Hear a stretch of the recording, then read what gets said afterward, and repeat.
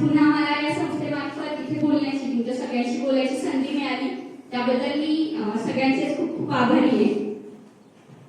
सगळ्यात पहिल्यांदा सुरुवात करताना माझा आजचा विषय स्वतःचं अस्तित्व घडवताना. अस्तित्व म्हणजे नेमकं काय? अस्तित्व म्हणजे स्वतःची ओळख. तुम्ही रोज उठता, आवरता, नंतर एखाद्याचं कॉलेज असेल, काम असेल, तिकडे जाता, तिथून आल्यावर आराम करता, जेवता, झोपता. हे आपलं डेली रुटीन नेहमी चालू असतं. पण हे डेली रुटीन चालू असताना आपण स्वतःची काहीतरी वेगळी ओळख निर्माण करायला हवी. हा अस्तित्व मागचा खरा आहे. मग स्वतःची वेगळी ओळख निर्माण करताना आपण काही खूप मोठं काम करायची गरज असं काही नसतं. आपल्या स्वतःमध्ये असणारे काही कलागुण असतात किंवा एखाद्याच्या काही चांगल्या सवयी असतात, तर त्या समाजापर्यंत पोहोचवण्याच्या म्हणजेच आपली ओळख निर्माण होते. आता उदाहरणार्थ मला बोलायला आवडतं, विचार मांडायला आवडतात, म्हणून मी आज तुमच्या समोर उभी, म्हणून माझं काहीतरी अस्तित्व तुमच्या समोर निर्माण. मग त्याच पद्धतीने या दादाचं काहीतरी आहे, त्याच्याकडे काहीतरी चांगले गुण असतील, ह्या दीदीकडे काहीतरी चांगले गुण असतील, हे फक्त तुम्ही स्वतः मांडायचे. मग यासाठी कोणीतरी आपल्याला प्रोत्साहन देईल याचा विचार करायचा. जिथे संधी मिळेल ना तिथं स्वतःहून उभं राहायचं. स्वतःचं अस्तित्व निर्माण करताना बऱ्याचशा घटना घडत जातात. सुरुवात आपण केल्यानंतर कित्येकदा आपल्याला स्वतःला भीती वाटते की नाही आपण नको, हे नको करायला. कित्येकदा आपण स्वतःचं अस्तित्व निर्माण करायला लागलो ना की आपल्याच मनात भीती वाटायला लागते की आपण का करतोय. आपलं शिक्षणाचं फील्ड असतं वेगळं, जसं आपल्या इच्छा असतात वेगळ्या, आणि स्वतःचं अस्तित्व निर्माण करतो हे तिसरंच वेगळं फील्ड असतं आपल्यासाठी.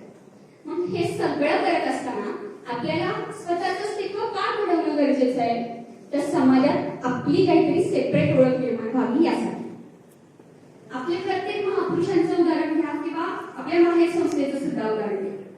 कुठली तरी एक घटना घडली आणि त्यातून त्या माहेर संस्थेचा उगम झाला.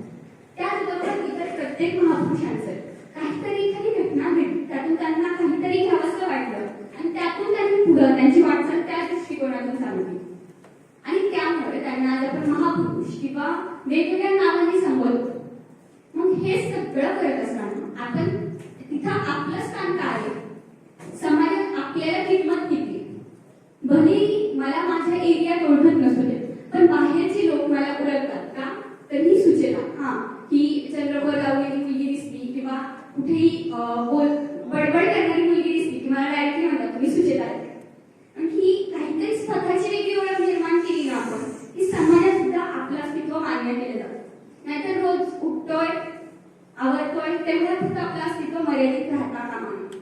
नाहीतर आपण म्हणतो रोज मरे त्याला कोण रडतं. रोज कोणी ना कोणी मरतंय, जगतंय, कोणाचा नवीन जन्म होतो, पण प्रत्येकाची समाज दखल घेत नाही. मग स्वतःची दखल समाजाने घ्यावी, असं समाजाच्या दृष्टिकोनातून आपण काहीतरी करताना आपलं काहीतरी चांगलं करायला हवं. हे समाजाच्या बाबतीत आपलं काम करत असताना कधीही असा विचार नाही करायचा की समाज आपल्याला काय म्हणेल. सुरुवातीला कुठलंही काम करायचं म्हटलं तर समाज नावं ठेवतो. मग आपला बॅकग्राऊंड काहीही असेल, बॅकग्राऊंडकडे कोणीही लक्ष देत नाही. तुम्ही तुमचं काम चांगलं ठेवलं ना, तुमचं बॅकग्राऊंड काय किंवा तुम्ही कुठून आला, तुमचं घर कसं आहे, याच्याकडे कोणी सुद्धा लक्ष देत नाही. फक्त तुम्ही स्वतःला तिथे उभं करणं महत्वाचं. आता इथे बसलेल्या कित्येक जणांना मुलींना स्पेशली, मी मुलगी आहे म्हणून मला मुलींची आवड एवढी म्हणते. काहींना गायनात आवड असेल, काहींना डान्सिंग मध्ये आवड असेल, काहींना अभ्यासात आवड असेल, त्याचबरोबर काहींना विचार वाचण्यात आणि लिहिण्यात आवड असेल. मग तुम्ही त्या आवडी-निवडी जपा आणि समाजासमोर मांडा. त्याचबरोबर मुलांचं असेल, मुलांना स्वतःला टाकटीक ठेवण्यात आवडतं. त्याचबरोबर काही मुलांना ते कमी बोलतात पण त्याचं वर्तन वेगळ्या पद्धतीचं असतं. मग ते वेगळ्या पद्धतीचं म्हणजे कसं, एकमेकांशी बोलतानाचा आदर असू द्या, एकमेकांशी कसं वागताय, हे सुद्धा आपल्या अस्तित्वाच्या बाबतीत मॅटर करतात.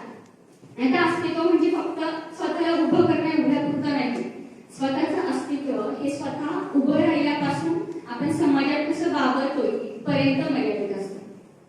मग या प्रत्येक गोष्टी आपल्यातल्या छोट्या छोट्या गोष्टी आपल्यामध्ये असतात आणि त्या गोष्टी आपण स्वतःला रिप्रेझेंट करायला शिकायला हवं. एक छोटासा टास्क देते तुम्हाला, कराल? आता तुमच्या सगळ्यांकडे वही पेन आहे. तुम्हाला सगळ्यांना एक 2 मिनिटाचा वेळ देते मी.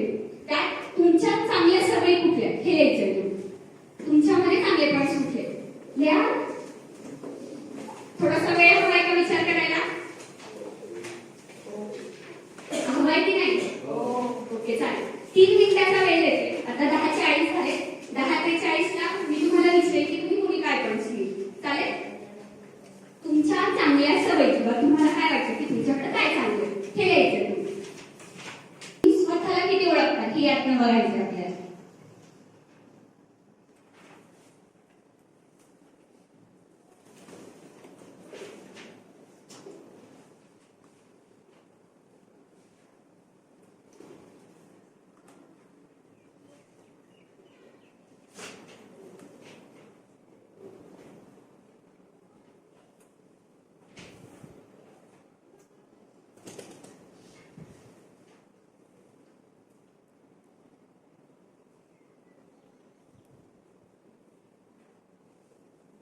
स्वतःच्या चांगल्या सवयी घ्यायच्या म्हणून त्यात तुम्ही काहीही देऊ शकता. तुम्हाला जे काही वाटतंय की तुमचं चांगलं आहे, बाकीच्यांना काही वाटू द्या, बाकीच्यांना एखाद्याला वाईट वाटलं तर त्याचा विचार नका करू.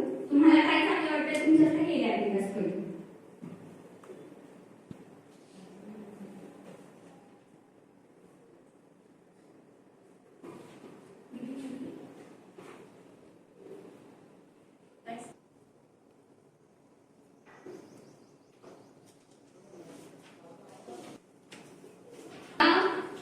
दहा पेक्षा जास्त चांगल्या सवयी कोणी कोणी लिहिल्या?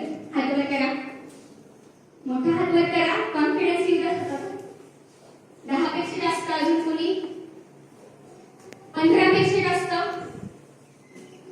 ठीक आहे, 10 पेक्षा जास्त. बाकीचे 5 पेक्षा जास्त, ह्या तिघी काही सोडून 5 पेक्षा जास्त चांगल्या सवयी किती जणांनी लिहिल्या? 5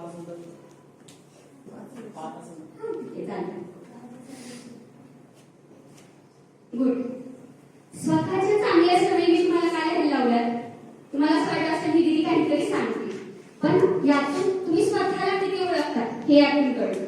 आता ज्या दीदीने 10 पॉईंट्स किंवा 15 पॉईंट्स लिहिलेले, त्यांनी काहीतरी स्वतःला ओळखलंय म्हणून ते तितके लिहू शकतात. आता यात कोणी तुमच्यापैकी असं लिहिलंय का की मी सकाळी वेळेवर उठतो, मी सकाळी वेळेवर ब्रश करतो, अशा सवयी कोणी लिहिल्या?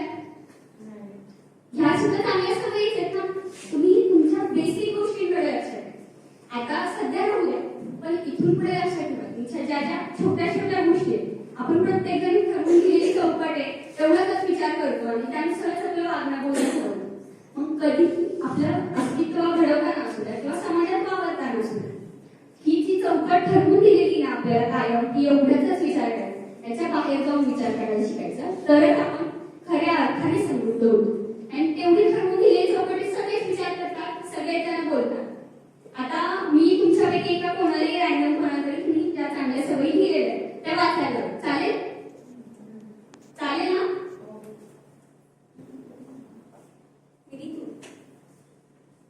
घाबरून आपण स्पीड असते.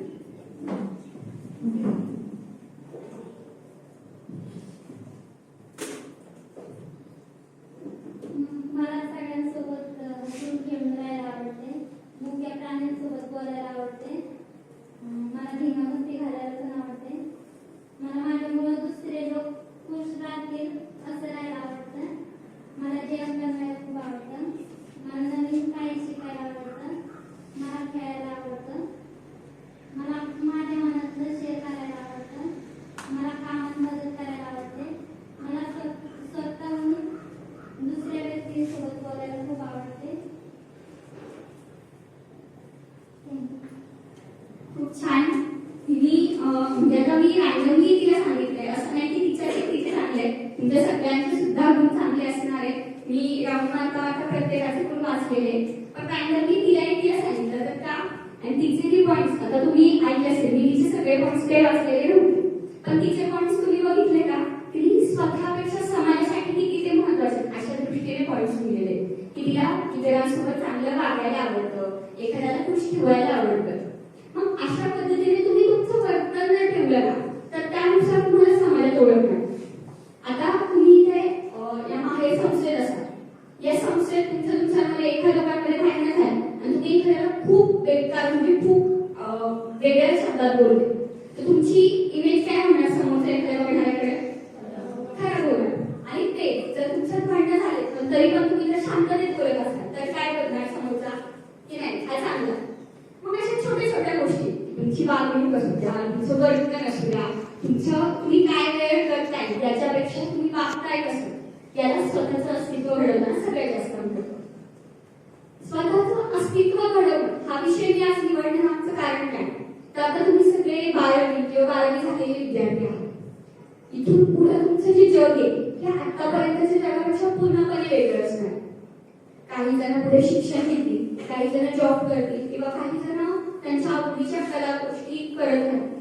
पण हे सगळं करताना तुम्हाला समाजात काहीतरी स्वतःचं स्थान निर्माण करणं गरजेचं आहे. मी मगाचपासून स्वतःचं स्थान निर्माण करायचंय, अस्तित्व निर्माण करायचंय म्हणजे नेमकं काय करायचं. आता फॉर एक्झाम्पल ह्या दीदीला डान्समध्ये आवड आहे, तिने स्वतःची जी डान्सची कला आहे तर ती समाजापर्यंत आणण्याचा थोडासा प्रयत्न करायचा. असं काही नाही की प्रत्येक मोठ्या ठिकाणी जाऊनच करायला पाहिजे. छोट्या छोट्या पद्धती आपली ओळख काहीतरी वेगळी निर्माण झाली ना, म्हणजे आपलं अस्तित्व निर्माण झालं. आता माझे कित्येक मित्रमैत्रिणी, त्यांना मी व्याख्यान करते, स्पीच देते, हे काही माहित नाही. पण माझी जी लोक आहेत ज्यांना या गोष्टीला आवड आहे त्यांना माहिती आहे. त्याचप्रमाणे जर तुमच्यामधल्या कोणाला डान्सची, सिंगिंगची, वाचनाची किंवा विचार करण्याची आवड असेल आणि ती तुम्ही तुमच्याच मित्रमैत्रिणींमध्ये जर दाखवली तर त्यांना सुद्धा कळेल. त्यांना त्या बाबतीत जर कधी गायडन्स लागलं तर ते नक्कीच तुमच्याकडून घेतील. आता तुमच्यातल्या एखादीला समजा गायन येतं आणि तुमचीच दुसरी मैत्रीण आहे आणि तिला तुझ्या शाळेतून किंवा तुमच्या कॉलेजमध्ये किंवा पुढे कुठेतरी दुसरीकडे गेली आणि तिला सांगितलं की नाही तुला सिंगिंग करायचंय आणि ते पण अशा व्यक्तीला सांगितलं की तिला सिंगिंग मध्ये काहीच इंटरेस्ट नाही. पण सांगितलं म्हटलं करावं लागलं. मग ती मार्गदर्शन कोणाचं घेणार? आपल्या मैत्रिणीमध्ये जिला येत आहे तिचं. मग तिथं मग आपल्याला त्या मुलीला आपली गरज पडावी किंवा आपल्याकडून काहीतरी घ्यावं असं वाटतं. याला स्वतःचं अस्तित्व निर्माण करणं म्हणतात थोडक्यात. कारण की स्वतःची गरज पडण्यापेक्षा समाजाला आपण काय देऊ शकतो हे अस्तित्व निर्माण करताना सगळ्यात महत्त्वाचं. आता तुम्ही इथून पुढचा टप्पा हा खूप वेगळा असणार आहे, मी मराठीच म्हणतो. मग हा वेगळा टप्पा तुम्ही वेगळ्या पद्धतीने जगून बघा. आतापर्यंतचे तुमचे जे काही मित्रमैत्रिणी होते ते सगळेजण तुमचे कित्येक दिवस सोबत राहतील याची काही गॅरंटी देता येते. आता माझं सुद्धा उदाहरण घ्या. मी मास्टर्स करते, माझं वय आता 22 वय. पण माझी जी 10वी पर्यंतची मित्रमैत्रिणी होते त्यातले मोजून 4-5 जण माझ्या सोबत येतात किंवा त्यांच्याशी माझा व्हॉट्सअप, फेसबुक याच्या थ्रू कॉन्टॅक्ट आहे. आता पर्सनली भेटता माझी डेली कोणाशी होत नाही, घराच्या जवळ घर असलं तरी भेट होत नाही. मग हे तुम्ही एक पॉझिटिव्हली असं घ्या की तुमचे मित्रमैत्रिणी तुम्ही जर कायमस्वरूपी माहेर संस्थेत राहिला तर नक्कीच तुमच्यामधली बॉन्डिंग राहील. पण जरी बॉन्डिंग तुम्ही लांब गेल्यामुळे बॉन्डिंग तुटली तरी देखील परत कुठं भेटला तर नक्की त्याच आपुलकीने तुमचं बॉन्डिंग राहू द्या. असं नाही की तुमच्यामध्ये गॅप पडलाय म्हणून तुम्ही तुमच्यातली बोलण्याची पद्धत वगैरे चेंज होऊ द्या, असं नाही.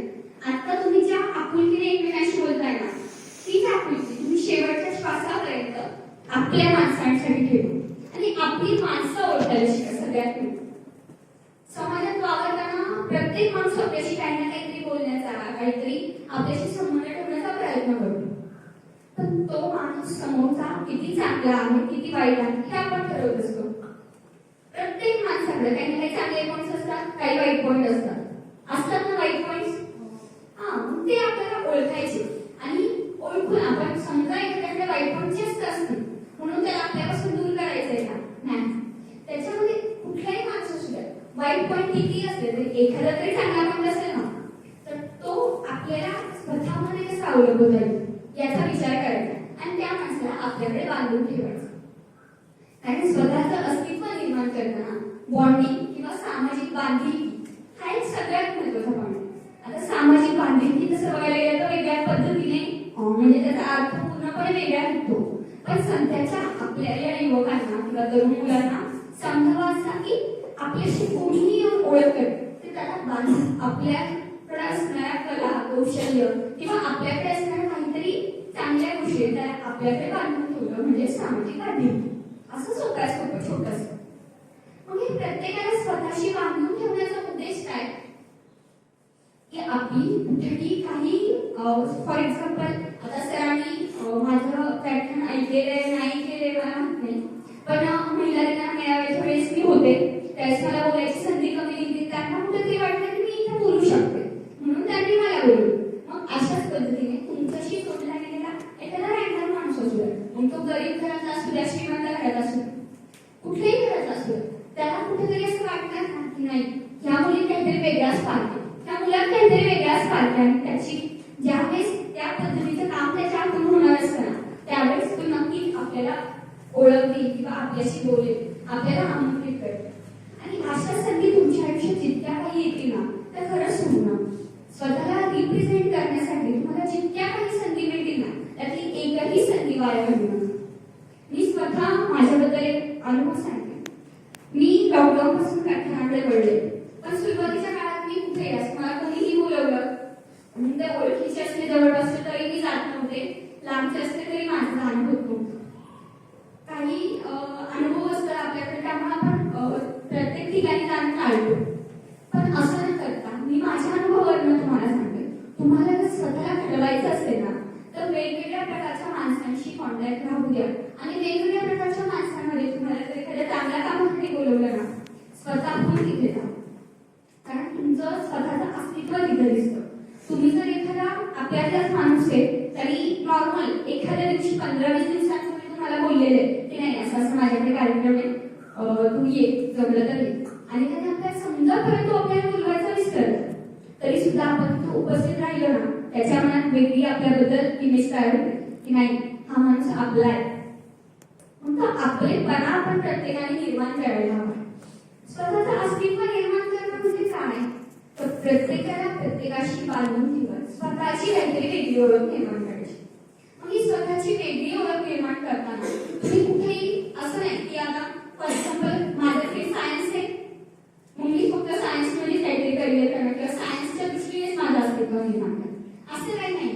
तुमचं फील्ड काहीही असू द्या, तुमची आवड काहीही असू द्या, तुम्ही स्वतःला रिप्रेझेंट कुठल्या पद्धतीने करताय याच्यावर तुमचं अस्तित्व डिपेंड असतं. तुमचं अस्तित्व डिपेंड करतं की तुम्ही समाजात कशा पद्धतीने वावरताय आणि तुमचं समाजाचं वावरणं किंवा समाजात हसत खेळत राहणं, समाजाशी तुमचा संबंध किती याच्यावर तुमचं अस्तित्व डिपेंड करणार. आणि हे आयुष्य पूर्ण तुम्ही आयुष्यभराची पूर्ती होणार आहे. मला भलेही कोणी मोठे पुरस्कार देऊ न दे, भलेही कोणी काही मोठ्या कार्यक्रमांमध्ये बोलू, भलेही तुमच्या समोर तुमचं कौतुक न करू, पण तरी देखील त्या माणसाच्या मनात तुमची इमेज ही वेगळी राहणार आहे. ही तुमची स्वतःची वेगळी इमेज तुम्ही निर्माण करायला हवी या उद्देशाने मी आज तुमच्यासमोर बोलते. कारण प्रत्येकजण स्ट्रगल करतोय.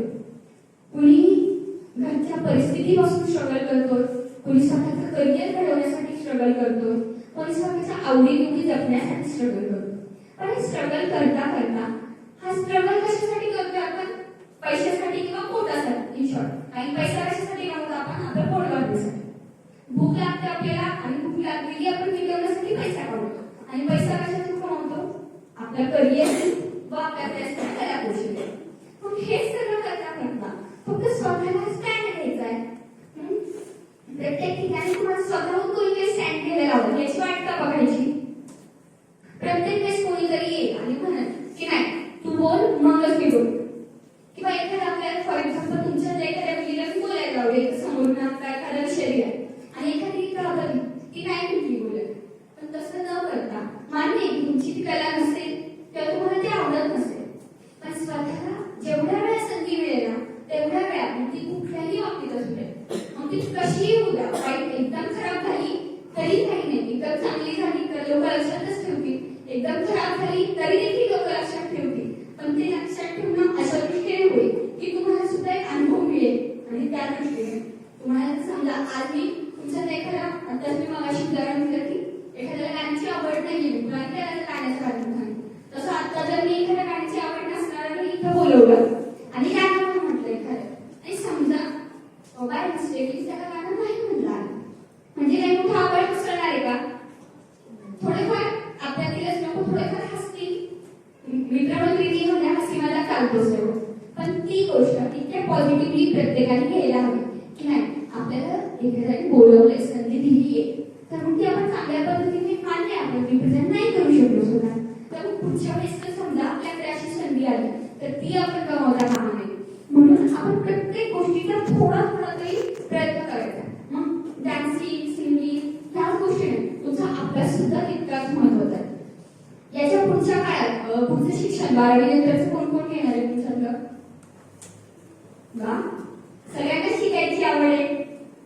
पण हे शिक्षण तुम्ही करणार आहेत ना, तर हे शिक्षण करताना तुम्ही शिक्षणाकडे पण दुर्लक्ष होऊ द्यायचं ना, हा सगळ्यात मेन पॉईंट.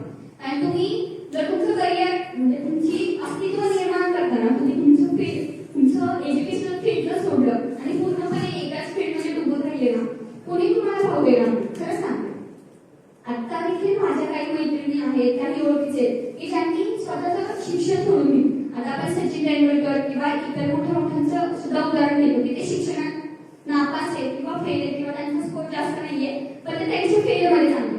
पण आपण त्याचा असा नाही अर्थ घ्यायचा की आपल्याला जमत नाहीये तर करायचंच नाही. काय आपण आपल्या परीने जितकं बेस्ट देता येईल ना तितकं बेस्ट द्यायचं. दिवसातला आता नरेंद्र मोदींचंच उदाहरण, नरेंद्र मोदी आपल्या देशात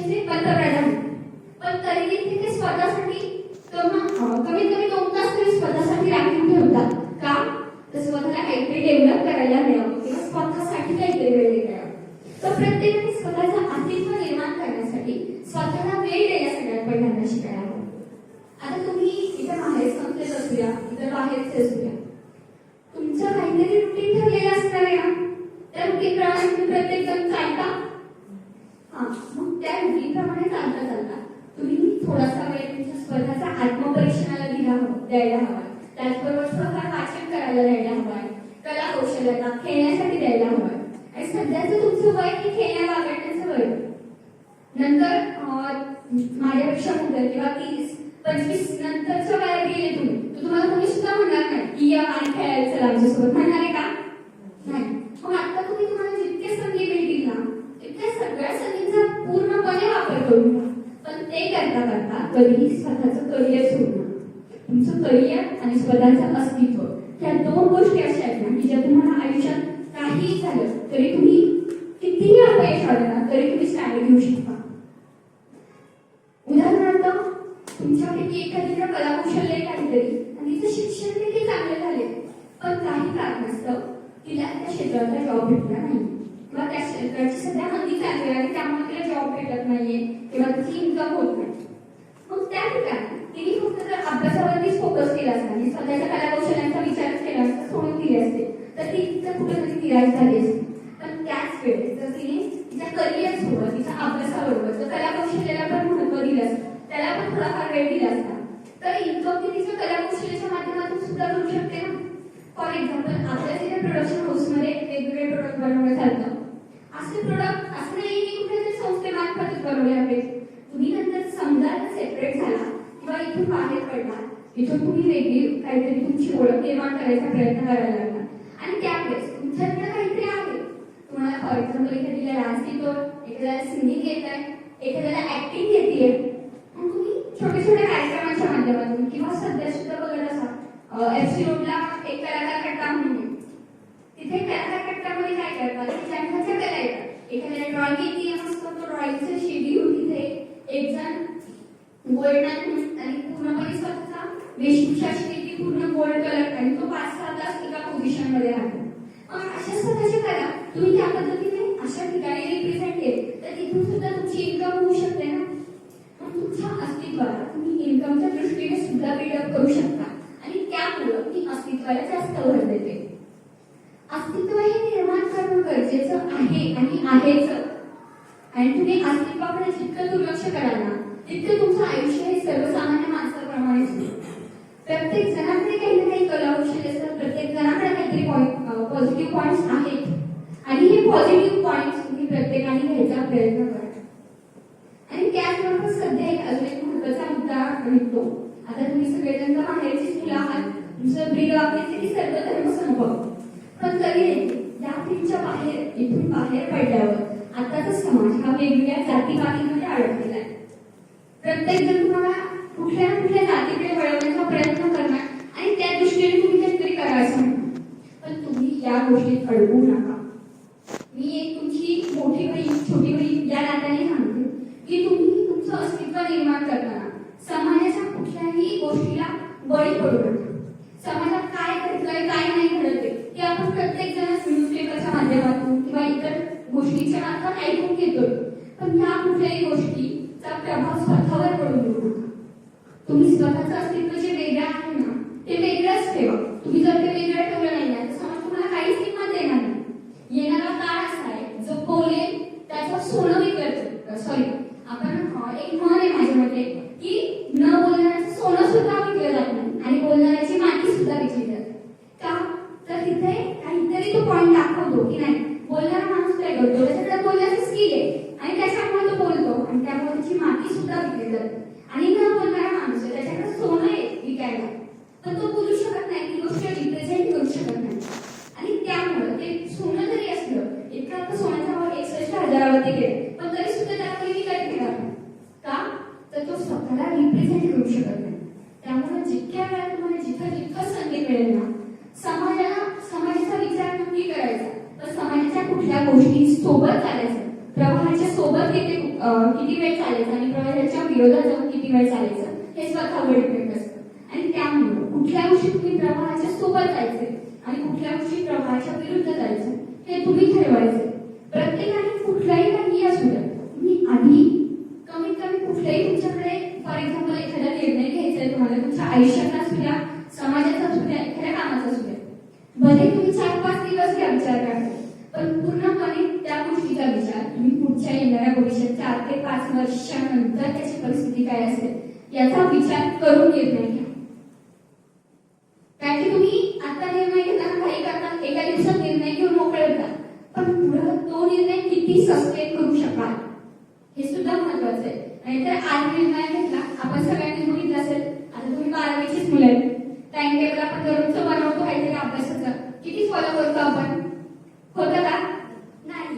मग त्याचनुसार तुम्ही जर काहीतरी निर्णय घेतलाय तर तो खऱ्या अर्थाने लॉंग लाईफ पर्यंत चालेल अशा पद्धतीने तुमचं वर्तणूक ठेवायला हवी. तुमचा निर्णय घेताना तुम्ही भलेही जास्त टाइम घ्या, पण तो टाइम पण आठवड्यापेक्षा जास्त घेऊ नका. आणि तुम्ही जितका जास्त त्याचा विचार कराल ना, तितकं जास्त तुमच्या मनात त्याच्याविषयी जास्त थॉट्स येतात. मग भलेही सतत तुम्ही निर्णय नकार दिला त्या गोष्टीला, पण तरी देखील तुमच्या मनात ते कंटिन्युअसली चालू. त्यामुळं कुठल्याही गोष्टीचा विचार करताना प्रत्येक बाजू समजावून घेऊन त्याचे पॉझिटिव्ह पॉईंट देखील तितकेच महत्वाचे, निगेटिव्ह पॉईंट सुद्धा तितकेच महत्वाचे. त्यामुळे प्रत्येकाने स्वतःला घडवण्यासाठी काय करता येईल याचा सगळ्यात पहिल्यांदा विचार करायचा. स्वतःला किती पद्धतीने आपण समाजासमोर मांडू शकतो याचा विचार करायचा. आता महापुरुषांचं मी मगाशी माझ्या ओळखीमध्ये सांगितलं की महापुरुषांचे विचार सांगते. मग या महापुरुषांनी काय केलं? आता छत्रपती शिवाजी महाराजांचं उदाहरण घ्या. स्वराज्य हे निर्माण होण्यामागं सगळ्यात पहिली भूमिका होती छत्रपती शिवाजी महाराजांच्या वडील शहाजी महाराज साहेबांची, की स्वराज्य निर्माण करायचं. स्वराज्य निर्माण कोणासाठी करायचं? तर रयतेसाठी. इतर सगळ्या आपल्याला 5 पातशाया होत्या, पण याचा कोणीही रयतेचा विचार केला का? नाही. आणि महाराजांनी तो विचार केला होता, म्हणून महाराजांसोबत आपले सगळे जण जोडले जात होते. आणि त्याच पद्धतीने आपण जर रयतेचा विचार मागे सोडतोय, रयत म्हणजे कोण? आताचा समाज, तुम्ही, आम्ही, मी सुद्धा रयतेच मोडते. मग हा आपण आपल्या समाजाचा विचार करणार आहोत. छत्रपती शिवाजी महाराजांनी स्वराज्य निर्माण केलं ते कुठल्या गोष्टीवर? स्वतःच्या हिमतीवर केलं, स्वतःमध्ये असणाऱ्या कला कौशल्यांमुळे केलं, त्याचबरोबर स्वतःमध्ये असणाऱ्या माणुसकीच्या स्वभावामुळे केलं. आणि त्याचमुळे मी महाराजांचं गुणगान करते म्हणून नाही सांगत आहे, पण महाराजांसोबत जी तुटली गेलेली माणसं होती ती कधी तुटली किंवा आम्ही या साईडले का आपण नाही का? तर महाराजांनी ती बांधून ठेवली होती. इतर प्रत्येक पाचशामधलं आपण उदाहरण घेतलं तर कोणी ना कोणी कुठून इतर दुसऱ्या शाहीकडे जॉईन झाले असं आपण भरपूर जणांचं ऐकलंय. पण महाराजांच्या काळात असं झालं नाही किंवा महाराजांचे मावळे तसे झाले नाही. त्याचं कारण काय? की महाराजांनी तितका विश्वास ठेवलेला होता.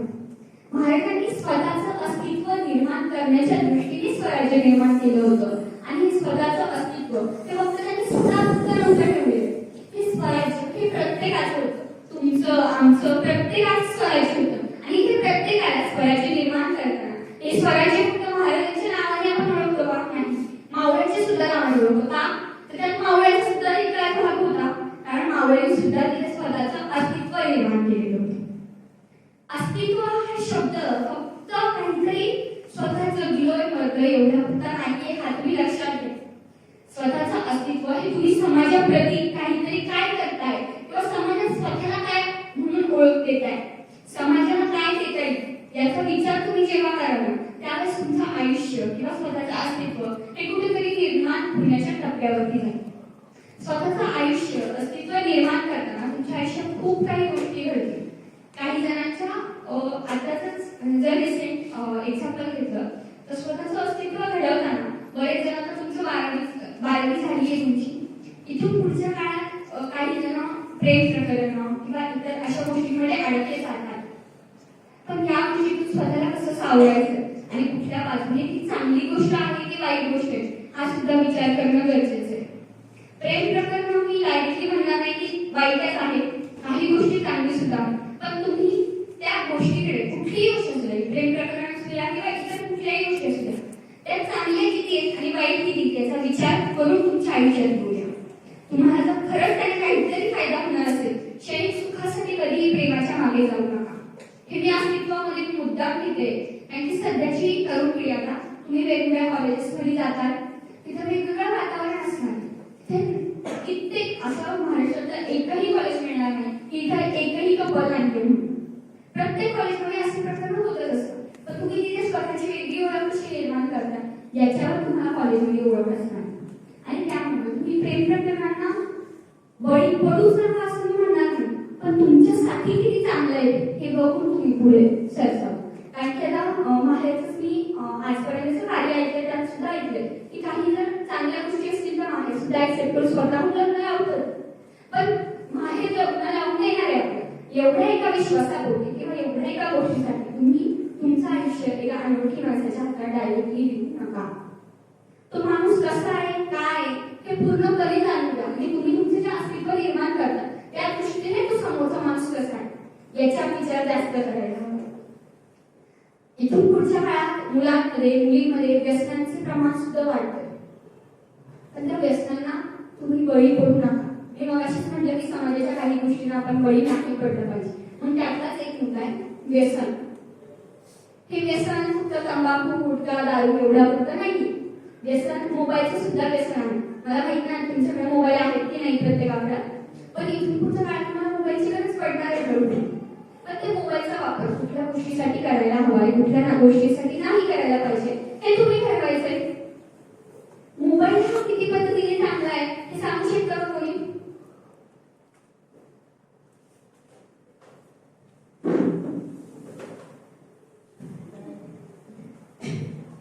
त्याच्यावर खूप सारी माहिती असते जे आपण आपल्याला पैसे नसतात खायला तर आपण सगळं जगात संपवून नाही शकत.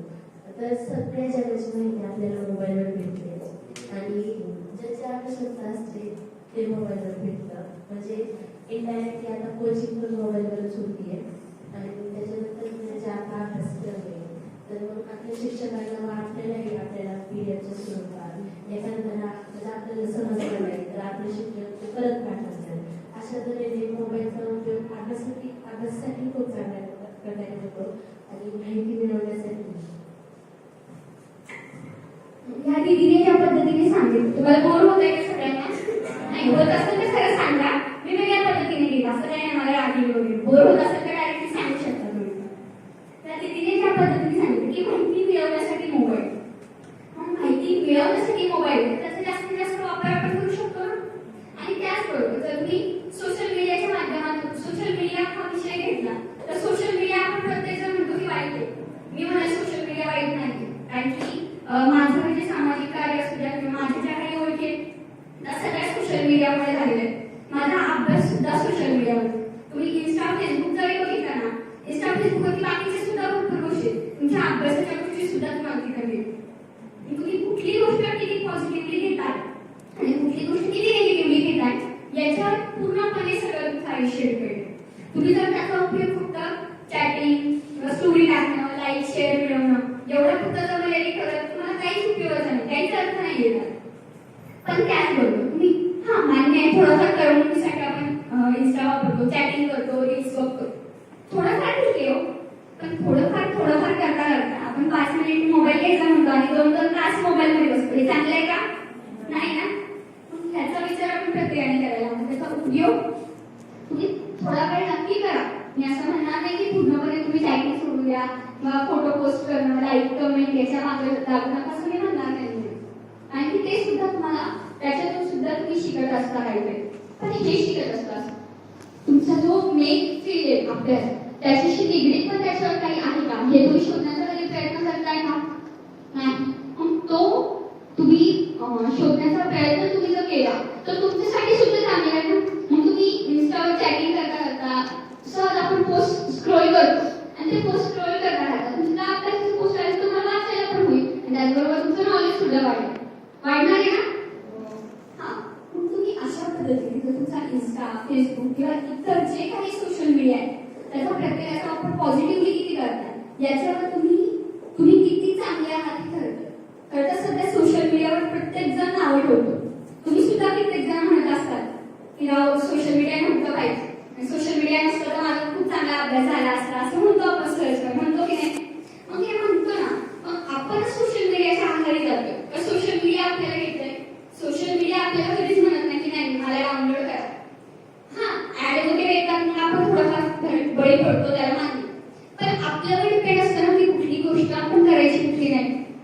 जर समजा मी ठरवलं की नाही मला ह्या रस्त्याने जायचं नाही, मला इकडूनच जायचं, तर मी इकडूनच जाणार, इकडून जाणार आहे का? नाही. पण त्याच पद्धतीने जर तुम्ही ठरवलं की सोशल मीडियाच्या कुठल्या गोष्टींकडे बघायचं, कुठल्या गोष्टींकडे नाही बघायचं, तर सोपं आहे ना, लगेच तुम्ही तिथल्या तिथं तुमचा मार्ग निवडू शकता. पण तो मार्ग तुम्ही निवडणं गरजेचं आहे, त्याबद्दल विचार करणं गरजेचं आहे. तुमचं अस्तित्व हे पूर्णपणे फक्त स्वतःसाठी नसतात, समाजासाठी महत्वाचं आहे. समाज हा तुम्हाला ओळख मिळवून देईलच, पण त्याचबरोबर आपण जन्मलो या समाजात जन्मलो, म्हणजे समाजाचं आपलं काहीतरी, आपण या समाजात जन्मलोय याबद्दल आपलं काहीतरी देणं लागतं. या विचारावर आपण आपलं काम करत राहायचं. समाज हा खूप वेगवेगळ्या माणसांनी भरलेला आहे. आता आपल्यालाच इथं जर बघितलं तर वेगवेगळ्या स्वभावाची, वेगवेगळ्या विचारांची माणसं भेटली.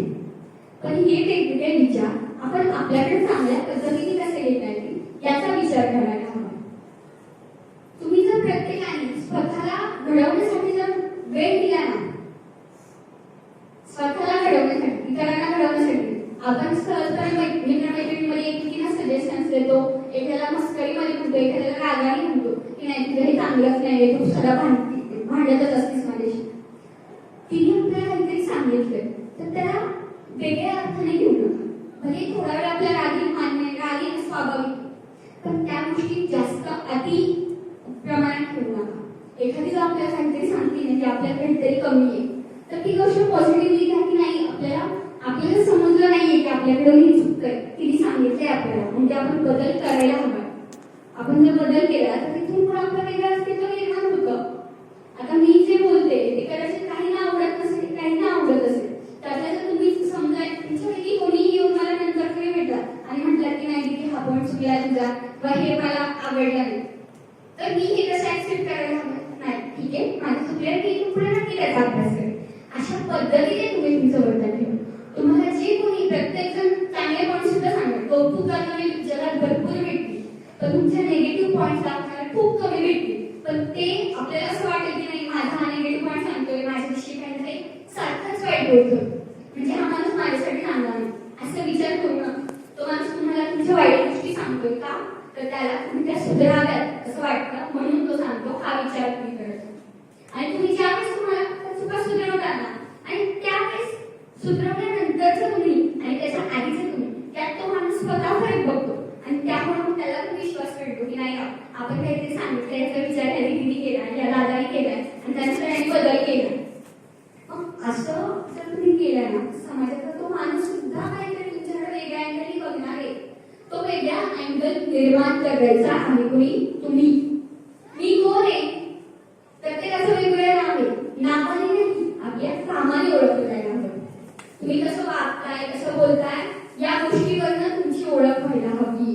हे मी अजूनही सांगते की तुम्ही जितकं चांगलं वर्तन ठेवायला, तुम्ही आता माहेरच्या बसलेल्या धाममध्ये आपल्या आजी आहेत, काही दिदी आहेत, त्यांच्याशी जर तुम्ही वागण्यापर्यंत तुमचं नॉर्मल असेल, जसं तुम्ही घरातल्या आजीशी बोलता तसं असेल तर नक्कीच त्यांना पण बरं वाटेल, ही मुलगी खरंच माझ्या मुलीसारखी आहे, माझ्या नातीसारखी, त्यांना सुद्धा वाटेल ना. असा विचार करा ना तुम्ही की तुमच्याकडे काय आहे काय नाही याचा विचार करूच नका. भले मान्य मला हे माझे घरच आपल्या कोणासाठी आहे, आपल्या सगळ्यांसाठीच आहे, तुमच्याकडे कोणीही नसू द्या, पण तुमची एवढी मोठी हा तुमचा परिवार निर्माण होतो, याला तरी तुम्ही आपलं माना. ज्यावेळेस तुम्ही तुमच्यासोबत असणाऱ्या प्रत्येकाला, मग मित्र-मैत्रिणी जरी असताना तुम्ही त्याला ज्यावेळेस परिवार माना ना, त्यावेळेस कुठेतरी तुम्ही त्यांच्याशी वागण्या बोलण्यात बदल करा. आणि तुम्ही तो बदल जेव्हा करताना तर प्रत्येकाला तुम्हाला असं वाटेल की नाही ना माझ्या काहीतरी खरंच, जर तुम्ही एखाद्या वेळेस जर फॉर एक्झाम्पल ह्या दोघींची मैत्री चांगली आहे आणि जर समजा मला माहित नाही या दोघींची मैत्री चांगली आहे, समजा तुमच्यात काहीतरी एखाद्या वेळेस जर ही दिदी हिला काहीतरी बोलली, खूप वाईट होईल, पण तरी देखील तुमचं आधीचं रिलेशन चांगलं असेल, याच्यामुळे तुझ्या मनात काय नाही राहू काहीतरी चिडलेली असेल, ऑलरेडी राग असेल काहीतरी, आणि तो माझ्या मित्र ठीक आपण त्याचं कुठं समजून घेतो ना. मग अशा पद्धतीने जर तुम्ही प्रत्येकाशी वर्तन ठेवलं चांगलं, तर समोरचं सुद्धा आपल्याकडून काही चुका झालेल्या ऍक्सेप्ट करून घेतो. मग त्यामुळे तुम्ही मग तुमच्या चुका दाखवायचे समाजाला की तुमचे चांगले पॉईंट दाखवायचे, चांगले पॉईंट. मग हे चांगले पॉईंट तुम्ही स्वतःमध्ये बिल्डअप करा. स्वतःमध्ये चांगलेपण जेवढ्या प्रमाणात तुम्ही बिल्डअप करताल ना तेवढा जास्त फायदा हा तुम्हाला होणार. आणि तुम्ही काहीतरी चांगलं केलं याचा फायदा मला होणार आहे का? किंवा तुमच्या मैत्रिणीला होणार आहे का? नाही. तुम्ही जे काही चांगलं वागताय, चांगलं करत याचा पूर्णपणे क्रेडिट जातं ते तुम्हाला. मान्य आपण कित्येक मोठे मोठे समारंभ जर आपण बघितले, काही पुरस्कार वगैरे मिळतात, तर प्रत्येक पुरस्कारात प्रत्येक जण पुरस्काराचं क्रेडिट कोणाला होणार, आई वडिलांना देतात, काही त्यांच्या सहचार्यांना देतात, असं प्रत्येक कोण ना कोण कोणाला देतात. पण सगळ्यात मेन क्रेडिट जातं ते स्वतः माणसाला, की ज्या माणसाने ते घडवले. कितीही त्यांनी नाकार करतात, मी सुद्धा कित्येक जण मला चांगलं म्हणतात, पण मी स्वतः क्रेडिट घेत नाही. पण खरं सांगते ते क्रेडिट स्वतःचं असतं का? आणि तुम्ही तो बदल स्वतःमध्ये घडवता. स्वतःचं अस्तित्व घडवण्यासाठी तुम्ही स्वतः प्रयत्न करता. जर तुम्ही प्रयत्नच केला नाही तर कोण तुम्हाला ओळखणार आहे? आता तुमच्या एवढ्या सेंटरमध्ये एखाद्याचं काहीच बोलत नसेल, एखाद्या कोणाशी काहीच संबंध ठेवत नसेल, त्याला तुम्ही ओळखताल का? नाही. त्याच पद्धतीने जर तुम्ही चांगलं वर्तन ठेवलं तर लगेच सगळेजण तुम्हाला ओळखणार आहे. पण त्यामुळे तुम्ही तुमचं वर्तन हे चांगलं ठेवायचं असेल आणि त्याचबरोबर स्वतःच्या कला कौशल्यांना तितकंच महत्त्व द्यायचं. तुमच्याकडे जी काही कला कौशल्य असेल मग ती समाजाला कसंही वाटलं की हे चांगलं नाहीये, समाजाला ट्रेंडिंग काय याच्याकडे समाज लक्ष देतो. तुम्ही ट्रेंडिंगकडे लक्ष नका देऊ. ट्रेंडिंग काय थोडंफार लक्ष देणं गरजेचं आहे मान्य, पण ट्रेंडिंग काय याच्या नादात तुम्ही स्वतःचा असलेला आत्मविश्वास, तुमचा आत्मविश्वास कशात असतो? तुम्हाला समजा एखादं काहीतरी बोलायला हवं किंवा अभ्यासात तुम्हाला एक पेपरमध्ये एखादा प्रश्न आला, तो समजा लिहिला पूर्णपणे येतो, तिचा कॉन्फिडन्स काय असणार? नाही, आता हा प्रश्न आला म्हणजे मी पूर्णपणे लिहिला, मला यात आउट ऑफ मार्क्स नाही. आणि तेच जर तुला असेल, तुला तो प्रश्न आला, तुला तो प्रश्न काहीच केलेला नसेल, बघला तो प्रश्नाबद्दल काहीच येत नसेल, तर तिथे तुला कॉन्फिडन्स लो होणार की नाही? मग ते तुम्ही स्वतःचं कला कौशल्य समोरच्या काय म्हणतो याच्याकडे लक्षच देऊ नका. तुम्ही स्वतःचा कॉन्फिडन्स हा कायम काय ठेवायचा, फक्त जास्त पण नाही ठेवायचा, ओव्हर कॉन्फिडन्स नाही ठेवायचा. आणि ओव्हर कॉन्फिडन्स ठेवल्यावर आधीची माती होते. ती माती होऊ द्यायची नाही आपल्याला, फक्त ती माती न होऊ देता मधला जो टप्पा आहे कॉन्फिडन्स आणि ओव्हर कॉन्फिडन्स याच्या मधला जो टप्पा आहे ना स्वतःला समृद्ध करण्याचा, तो टप्पा आपल्याला घ्यायचा. कॉन्फिडन्स, सेल्फ रिस्पेक्ट अशा भरपूर गोष्टी तुम्हाला आजच्या या कॅम्पच्या माध्यमातून आठवडाभर माझ्यामध्ये हा कॅम्प आहे, या कॅम्पच्या माध्यमातून तुम्ही भरपूर गोष्टी शिकणार आहे. पण या गोष्टी शिकता शिकता तुम्ही स्वतःमध्ये किती बदल करताय याच्यावर हा कॅम्पचं सक्सेसनेस ठरलेलं आहे.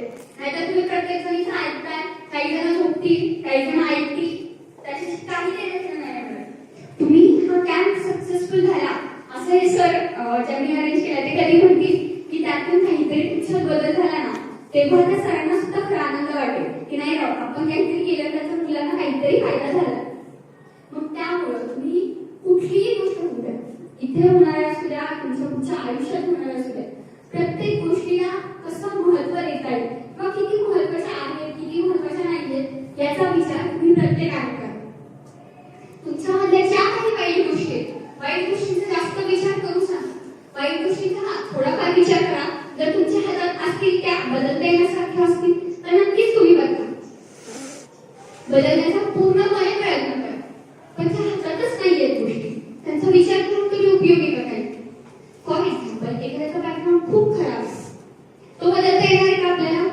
नाही. मग त्याच्याकडे लक्ष देऊ नका. तुम्ही तुमच्या हातात एक पुढचं आयुष्य पूर्ण आहे, त्या आयुष्याला मागचं काय घडलंय याच्यामुळे तुम्ही खराब करणार आहेत का तुमचं आयुष्य? तुमचं आयुष्य इतकं साधं सोपं आहे का की तुम्ही फक्त जन्माला तुम्हाला सगळ्या हातात ऐकता आलं नाही? आपल्याला रडण्यापासून, जन्मल्यानंतर आपण रडतो, रडल्यानंतर हळूहळू चालायला, बोलायला, खायला शिकतो. या प्रत्येक गोष्टीत आपल्याला संघर्ष करावा लागतोच ना. मग थोडाफार संघर्ष एखाद्याच्या वाट्याला जास्त येतो, एखाद्याच्या वाट्याला कमी येतो. हा संघर्ष काय येतो याच्याकडे चांगल्या बाजूने तुम्ही बघा. हा संघर्ष फॉर एक्झाम्पल तुमच्या एखाद्याच्या आयुष्यात खूप काही संघर्ष आहे, तर त्याने असं समजा की देवाने आपल्याला आपल्या आयुष्यात संघर्ष का दिलाय, तर देवाला असं वाटतंय की नाही हा संघर्ष मी चांगल्या पद्धतीने हँडल करू शकते म्हणून देवाने आपल्या आयुष्यात असा विचार करून तुम्ही कुठलीही परिस्थिती येऊ द्या, कुठल्याही परिस्थितीच्या मागं निराश होऊ नका. तुम्ही निराश ज्यावेळेस व्हाल ना त्यावेळेस खरं तुमच्या आयुष्याला काहीच अर्थ राहणार नाही. कारण की आज कित्येक युवक असेल की साध्या 12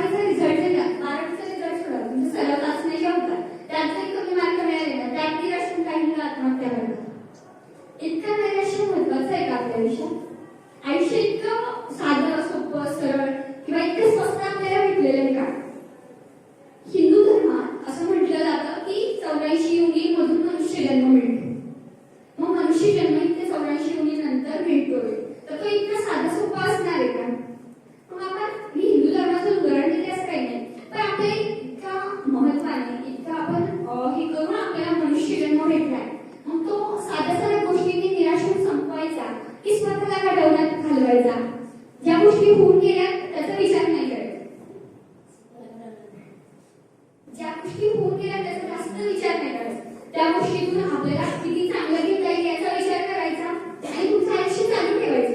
तुमचं आयुष्य चालू ठेवणं गरजेचं आहे. तुम्ही ज्या टप्प्यावरती निराश व्हाल ना त्यावेळेस तुम्हाला सपोर्ट करणारी माणसं सुद्धा निराश होतील.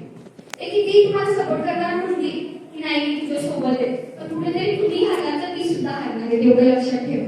आणि त्यांच्यासाठी समाजासाठी तुम्हाला जगायचंय, तुमच्या सोबत असणाऱ्या प्रत्येकासाठी तुम्हाला जगायचंय, एवढं लक्षात ठेवा. आणि त्यामुळे कुठल्याही काहीही संकट येऊ द्या, मग कितीही ते मोठं असू द्या कितीही छोटं असू द्या, तुम्ही निराश होऊ नका. आणि तुम्ही ज्यावेळेस निराश व्हाल ना तिथं तुम्ही सगळं जे तुमचं अस्तित्व निर्माण केलंय ना ते सगळं तिथं चकनाचूर होऊन जातं. आपण असं म्हणतो की एखाद्याने काहीतरी चांगलं काम करत असतो एखाद्या जण आणि त्याची काहीतरी एखादी चूक होते आणि ती संपूर्ण समाजाच्या लक्षात येते आणि तिथून पुढे तो समाज त्याच्याकडे त्या दृष्टीने बघतो. फॉर एक्झाम्पल एखाद्याचं नाव चोर पडलं, एखाद्या चोरी करताना पकडलं तर त्याने चोरी भलेही ना करू द्या पण पुढे काय म्हणणार नाही हा चोर. तसं नका होऊ. तुम्ही तुमचं आयुष्य हे तुमच्या हातात आहे ना, कसं घडवायचं कसं नाही हे दुसऱ्या कोणी ठरवणार आहे का? मी येऊन ठरवणार आहे का की ही दिदी काय करणार पुढं किंवा सर येऊन ठरवणार आहेत का? तुम्हाला तुमचं आयुष्य ठरवायची संधी पूर्णपणे तुम्हाला आहे. आपल्या हाताची पाचही बोटं सारखी असतात का? नाही. मग प्रत्येक आपल्यासोबत असणारा व्यक्ती तरी सोबत समान असेल असा आपण असा विचार करायचा. प्रत्येकाची काही ना काही परिस्थिती असते, प्रत्येकाच्या काही ना काही वेगळ्या अपेक्षा असतात. या प्रत्येकाच्या अपेक्षा, प्रत्येकाच्या इच्छा, या प्रत्येकाचा विचार करून आपल्याला ते किती फायद्याचे आहेत याचा विचार करून आपण वाटचाल करायची. प्रत्येक गोष्टी इतरांचं सुख बघतो आपण, इतरांचं सुख बघणं हे चांगलं आहे, मान्य आहे. पण काही वेळेस काय होतं आपण इतरांचा जितका जास्त विचार करायला जातो, सध्याच्या समाजात असं आहे की आपण जितकं जास्त एखाद्याला देऊ ना तितकं तो आपल्याला घ्यायचा प्रयत्न करतो. पण तसं आपलं आपण होऊ द्यायचं, आपल्या जितक्या प्रमाणात येतं तितकं द्यायचं. पण समोरचा जर आधीच करत असेल ना आपल्याकडून घेण्याच्या बाबतीत तर तिथे सुद्धा आपण थांबणं गरजेचं आहे. कुठं थांबायचं आणि कुठं चालत राहायचं हे पूर्णपणे तुमच्या स्वतःवर डिपेंड आहे. आणि तुमच्यामध्ये वाईट गुण हे खरोखर तुम्ही कमी करायला पाहिजे. तुम्ही जर तुमची वाईट गुण कमी केले नाही तर तुम्हाला जगात कोणीही ओळखणार नाही.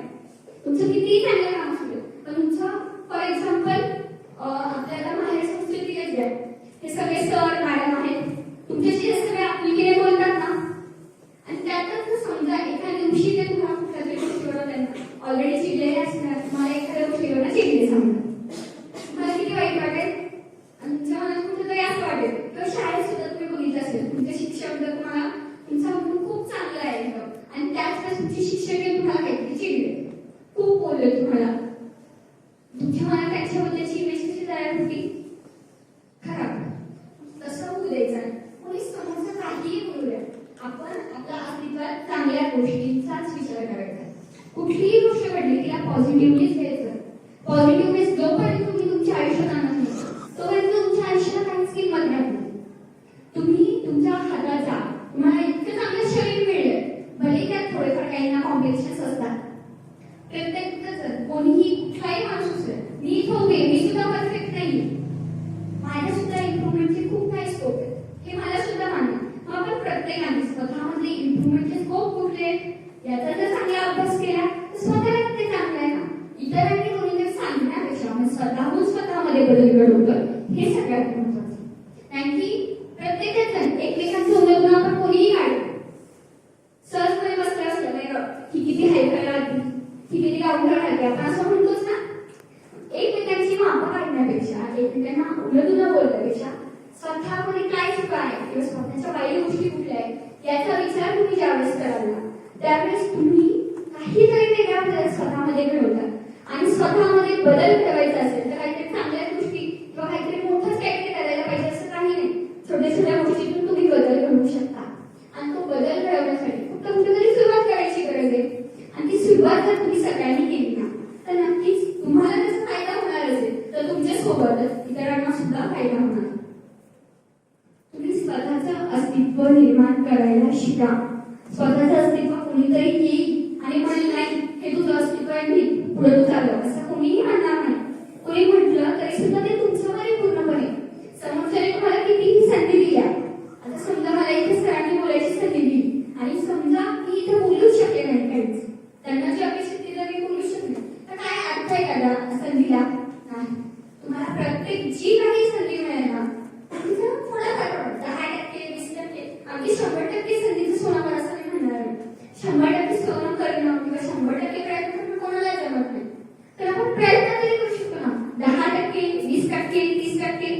थोड्या थोड्या प्रमाणात जितका तुम्ही प्रयत्न कराल तितकं तुमच्यासाठी चांगलं.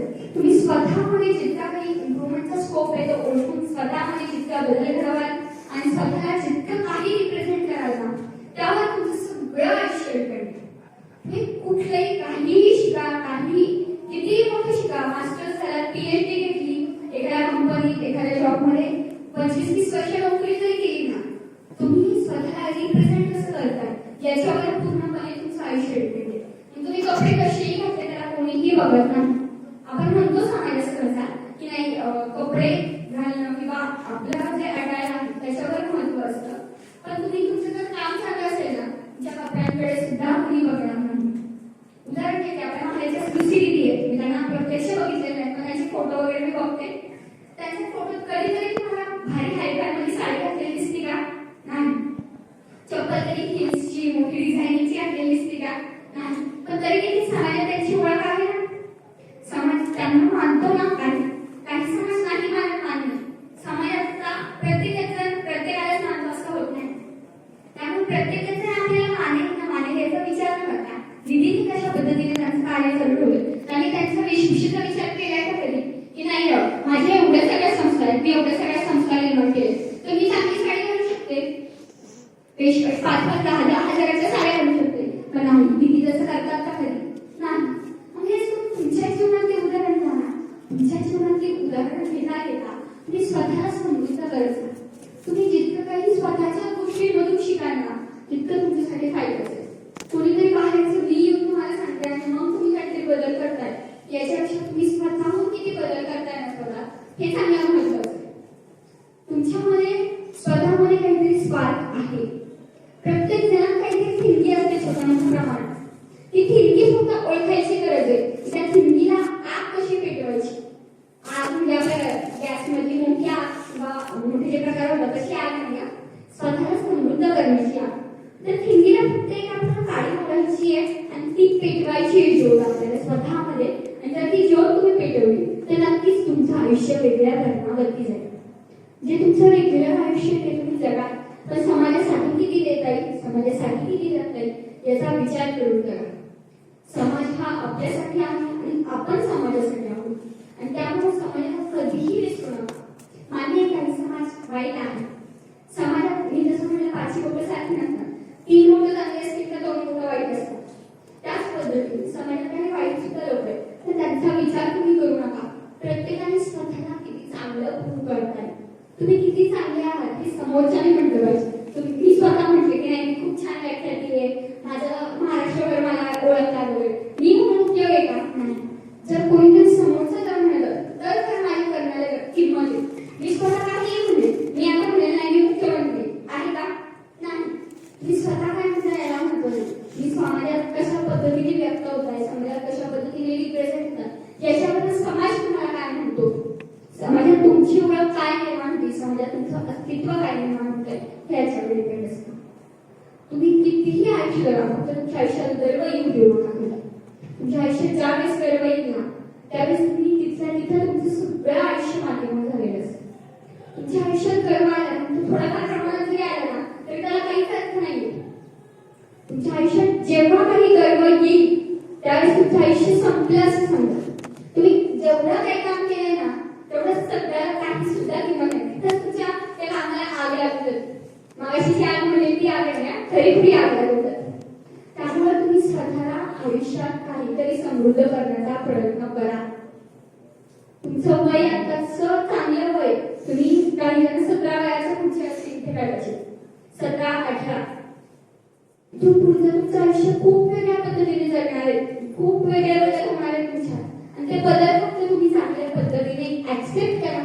तुम्हाला ज्या गोष्टी चांगल्या वाटतील ना त्या सगळ्या गोष्टी चांगल्या स्वरूपात घ्या. ज्या गोष्टी वाईट वाटतील त्याचा वैताग घेऊन देता त्या कशा पद्धतीने पॉझिटिव्हली घेता येईल याचा विचार तुम्ही करा.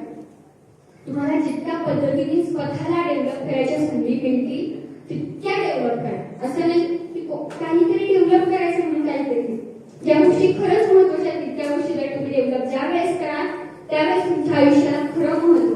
तुम्ही ज्यावेळेस स्वतः फसताय त्यावेळेस तुमचं आयुष्य संपते. तुमच्या आयुष्यात आत्महत्या हा पर्याय कधीच नाही करणार. काहीही होऊ द्या, भले तुमच्यावर इतकं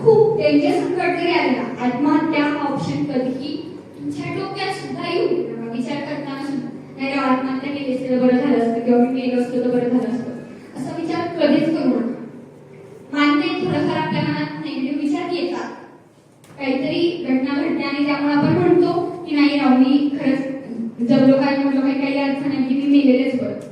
पण तुम्ही मेल्यावर तुमची ओळख काय होणार? तुम्ही एवढं चांगलं जगलाय तर काय अर्थ राहणार? तुम्ही जर आत्महत्या केली ना, तुम्ही जे काही काम केलं ना त्याला काही सुद्धा अर्थ राहतो. सुशांत सिंग राजपूतचं उदाहरण द्या. इतका मोठा ऍक्ट्रेस त्यांनी आत्महत्या केली का त्याचा खून झालायचा अजून उलगडा झालेला नाहीये, पण आपण बऱ्यापैकी असं म्हणतात की आत्महत्या केली त्याने. तर त्यांनी जी आत्महत्या केली आपण ज्यावेळेस आपल्याला कळलं त्यावेळेस आपल्याला सुद्धा कुठेतरी हळहळ वाटली ना की राव इतका मोठा याच्या शिखरावर बसलेला माणूस तो आत्महत्या करतो. तसं आपल्याबद्दल तर कोणी म्हणू नये यासारख्या आत्महत्या विचार सुद्धा मनात येऊ नये. तुमच्या आयुष्यात तुम्हाला खूप चांगलं मिळालेलं आहे. कित्येक जणांना हात नसतात, पाय नसतात, काहींना बोलता येत नसतं. कदाचित तुमच्यातील सुद्धा काही जण असतील असे. पण जे नाहीये या गोष्टीचा विचारच करू नका तुम्ही. ज्या गोष्टी नाहीये त्याचा आपण बदलूच शकत नाहीये ना. पण ज्या गोष्टी आहेत त्याचा उपयोग कसा चांगला करता याचा विचार नक्कीच आपल्या हातात आहे. आणि त्यामुळं तुम्ही प्रत्येक जणांनी स्वतःला कशा पद्धतीने घडवता याचा विचार प्रत्येकाने करायला हवा. जर तुम्ही स्वतःला प्रत्येकाने जर घडवण्यासाठी डेलीचा अर्धा तास जरी दिला ना, असं नाही म्हणणार की 2-3 तास द्या, तुम्ही स्वतःला समजून घेण्यास स्वतःला डेव्हलप करण्यास रोजचा अर्धा तास 15 मिनिट जरी दिले आणि स्वतःमध्ये बदल करायला सुरुवात केली ना, तुमचं आयुष्य बघा तिथून पुढे तुम्ही वेगळं काहीतरी करत असं तुम्हाला स्वतःला वाटतं. स्वतःचं अस्तित्व घडवताना अजून एक मुद्दा असा येतो की वाचन. वाचन हे प्रत्येकाने करायला हवं. पण ते कुठलं वाचन करायला हवे यावर मी काही बोलणार नाही, कारण प्रत्येकाच्या आवडी-निवडी वेगळ्या असतात. पण आवडी-निवडी कुठल्याही असू द्या, एखादं पुस्तक वाईट असू द्या, चांगलं असू द्या, काही देणं वाचन होणं महत्वाचं आहे. आणि त्या वाचनातून आपल्याला काय घेण्यासारखं आहे याचा विचार करायचा आणि मग ती गोष्ट आपल्याकडे आणायची. आता एखाद्या पुस्तकात काहीतरी दिलंय आणि ते सगळंच आपण स्वतःच्या आयुष्यात अनुसरतोय असं नका होऊ. तुम्हाला ज्या गोष्टी चांगल्या वाटतात ना, खरोखरच त्या चांगली तीच गोष्ट स्वतःच्या आयुष्यात येऊ. जर तुम्ही सगळ्या गोष्टी करायला लागला तुम्ही किती बदल करणार? मनुष्य आहे आपण, प्रत्येकच गोष्ट बदलवणं आपल्या हातात नसतं. पण जितक्या गोष्टी आपल्याकडून बदलवता येतील तितक्या गोष्टी बदलवणं गरजेचं असतं. पण त्याचबरोबर दुसऱ्याच्या पावलावर पाऊल ठेवण्यापेक्षा स्वतःची काहीतरी वेगळी ओळख निर्माण करायला हवी. इतरांची आपण कॉपी करण्यापेक्षा आपली कोणीतरी कॉपी करावी असं काम करा. फर्स्ट कॉपी आपणच असतो. शाळेच्या दुकानात किंवा शिक्षण दुकानात कुठे गेलं काही असतात की फर्स्ट कॉपी असतात आणि काही काही त्या वस्तूच्या कॉपी असतात. फर्स्ट कॉपी ही फर्स्ट कॉपी असते, तिचा मूळ कुठेच नाही. तिची प्राइस जरी हाय असली ना तरी त्यांची काम, फॉर एक्झाम्पल मी साडीचं उदाहरण देते आणि मी साड्या घ्यायला बरेचदा गेलेले.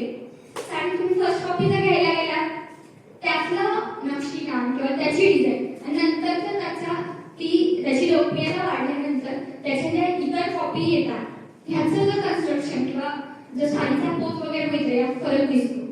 आणि फर्स्ट कॉपी फर्स्ट असते आणि त्याच्या कॉपीमध्ये काहीतरी बदल असतो. त्यामुळे तुम्ही स्वतः त्या कॉपी व्हायच्या की फर्स्ट व्हायचं हे तुमच्यावर आहे. प्रत्येक वेळेस कधीही कुठल्याही गोष्टीचा ऑप्शन म्हणून राहू नका. तुम्ही स्वतःला ऑप्शन म्हणून निर्माण करू नका. तुम्हाला प्रत्येक वेळी तुमची काहीतरी आवश्यकता पडेल असं कोणीतरी येईल म्हणाल की नाही हे नाही म्हणून तुला बोलतो असं नका होऊ. स्वतःची वेगळी ओळख निर्माण करताना तुम्ही स्वतःची वेगळी ओळख निर्माण करताना तुम्ही प्रत्येक वेळेस फर्स्ट चॉईसच असायला हवं. निदान तुम्ही प्रयत्न तरी असा करा की फर्स्ट चॉईस असा. समोरचा माणूस कसा बोलतो आपल्याला ह्याच्यावरची आपल्याला काही नाही करायचं. तुम्ही स्वतःचा विचार स्वतःसाठी किती करताय त्याला जास्त महत्व आहे आणि त्यामुळे तुम्ही स्वतःला जास्तीत जास्त वेळ द्या. तुम्ही दैनंदिन दिवसातून 5 मिनिट जरी दिले, मग आजपासून 2 तासावर अर्धा तासावर आले, 15 मिनिटावर आले, आता 5 मिनिटावर आले. याचा म्हणण्याचा उद्देश काय की तुम्हाला मान्य एक दिवसभरात तुम्हाला बरीच काम असतील, बऱ्याच गोष्टी घडतील, तर तुम्ही या सगळ्या गोष्टी स्वतःला घडवण्यावर वेळ द्या. तुम्ही जितका जास्त भर तुमच्या स्वतःसाठी देता ना तितका तुमच्यासाठी चांगला. तो भर देण्यासाठी कधीही मागं पुढे बघू नका. प्रत्येकाला काही ना काही काम, प्रत्येकाचं काही ना काही स्वप्न आहे. एखाद्याचं स्वप्न डॉक्टर होण्याचं असेल, एखाद्याचं इंजिनियर होण्याचं असेल, एखाद्याला चांगलं गायन क्षेत्रात चांगलं व्हायचं असेल, एखाद्याला ऍक्टिंग करायची असेल, ते क्षेत्र जपा. तुम्हाला जे काही बनायचं आहे ना ते नक्की करा तुम्ही, पण त्याचबरोबर स्वतःची ओळख निर्माण करा. हे माझं कळकळीचं सांगणार आहे. आणखी तुम्ही स्वतःला किंमत दिली नाही, तुम्ही स्वतःला जोपर्यंत किंमत देत नाही तोपर्यंत बाकीचे तुम्हाला किंमत देणार नाही.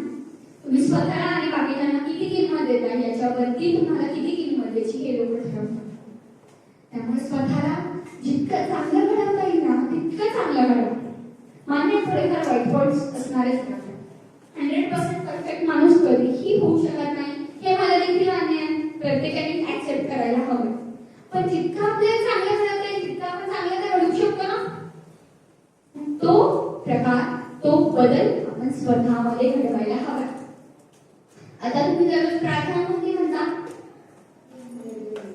हा, तर एखादी जी जास्त तुमच्या आवडीची अशी कोणती आहे? हीच आमची प्रार्थना. ही खरं तर माझी पण आवडती प्रार्थना आहे. मी शाळेत वाचना नव्हती. माझी 12वी झाल्यानंतर ही प्रार्थना एका पिक्चरमध्ये माझ्यामध्ये होती. त्यानंतर ही प्रार्थना आपल्याला काय शिकवते? हीच आमची प्रार्थना आणि हेच आमचे मागणे, माणसाने माणसाशी माणसा सम मागे. माणसाने माणसाशी माणसा सम म्हणजे काय? मी तुमच्याशी काहीतरी बोलते, आपले वाद झाले समजा, पण आपण समोरच्याला बोलताना इतकंच बोलायचं की आपल्याला समोरचा बोलला किती सहन होईल याच दृष्टीने आपण समोरच्याशी बोलायचं. नाहीतर एखादा स्वतः इतका भयंकर बोलतो की प्रमाणाच्या बाहेर आणि समोरचा थोडंसं काहीतरी बोलला की लगेच त्याला वाईट वाटण्याने रडतो. अर्थ नाही का त्याला काही नाही. माणसाने माणसाशी माणसा सम वागावं ही संकल्पना आपल्या प्रार्थना आपल्याला देते. आपण माणसाशी का माणसासारखं वागत नाहीये? माणूस असू द्या, प्राणी असू द्या, प्रत्येकाने आपुलकीने वागावं असा संदेश ही प्रार्थना आपल्याला देते. मग ही प्रार्थना जगण्यासाठी आपण फक्त बोलण्यासाठी वापर करायचा आहे का? नाही. या प्रार्थनेचा वापर आपण आपल्या दैनंदिन जीवनात सुद्धा करायचा. त्याचबरोबर एक कट्यार काढतात पुसली या पिक्चर मधलं गाणं आहे मनामधील, त्यातलं एक कडवं आहे, मला ते खूप आवडतं. स्वयंप्रकाशी तू तारा चैतन्याचा गाभा. स्वयंप्रकाशी तू तारा हे मला वर्डिंग जास्त आवडतं. स्वयंप्रकाशी म्हणजे काय? स्वतः प्रकाशित झालेला. स्वतः प्रकाशित झालेला म्हणजे काय? की स्वतःचं अस्तित्व घडवणारा, स्वतःहून घडवणारा. कोणीतरी सांगितलं म्हणून घडवणारा नाही, तर स्वयंप्रकाशित झालेला तारा. सूर्याला आपण का ओळखतो? की तो प्रकाश देतो. त्याची काहीतरी आयडेंटिटी आहे की नाही, तो प्रकाश देतो म्हणून आपण सगळे त्याला ओळखतो. मग तसं तुमची आमची काहीतरी ओळख असायला हवी ना. तुमची जर काही ओळखच नसेल तर कोण तुम्हाला ओळखणार आहे? तुमची ओळख असा ओळख कुणीतरी आपल्याला ओळखावं किंवा कुणीतरी आपल्याला चांगलं म्हणावं म्हणून नाही, स्वतःला काहीतरी आपण चांगलं करतोय असं वाटावं म्हणून समाजात चांगली ओळख निर्माण करावं. कोणीतरी प्रत्येक जण काही ना काही चांगलं वाईट प्रत्येकाचं बोल. आपण कितीही चांगलं वागलं तरी काही जण नावं ठेवणारेही असतात, काही जण चांगलं म्हणणारेही असतात. त्यामुळे त्यांचा विचार करायचा, स्वतःला किती चांगलं वाटतं याचा विचार प्रत्येकाने करायचा. कदाचित माझा लेक्चर ऐकून बोर झालात का सगळे? मला असं वाटतंय बोर झाला तुम्ही. तर एक आपण सगळेजण प्रार्थना घेऊ. तुमची प्रार्थना म्हणता तुम्ही? आहे का इंटरेस्ट? मला तर वाटतं सगळ्यांना झोप आली आहे. झोप आली तुम्हाला? नाही. झोप आली असू नसू आपण तुमची प्रार्थना थोडक्यात स्टार्ट करायची. हीच आमची प्रार्थना. म्हणताय सगळे माझ्यासोबत? माझ्यापेक्षा मोठा आवाज तुमचा यायला हवा. सगळेजण उठे. पाणी प्यायचं असेल तर पाणी पिऊन घ्या, म्हणजे मग आवाज तेवढा वाढेल तुमचा. 2 मिनिट उठू सुद्धा शकता, बसून बसून वैताग येतो माहिती आहे मला, त्यामुळे थोडंसं उठू शकता, पण 2च मिनिट. हीच आमची प्रार्थना हेच आमचे मागणे. हीच आमची प्रार्थना हेच आमचे मागणे. माणसाने माणसाशी माणसा सम वागणे. हीच आमची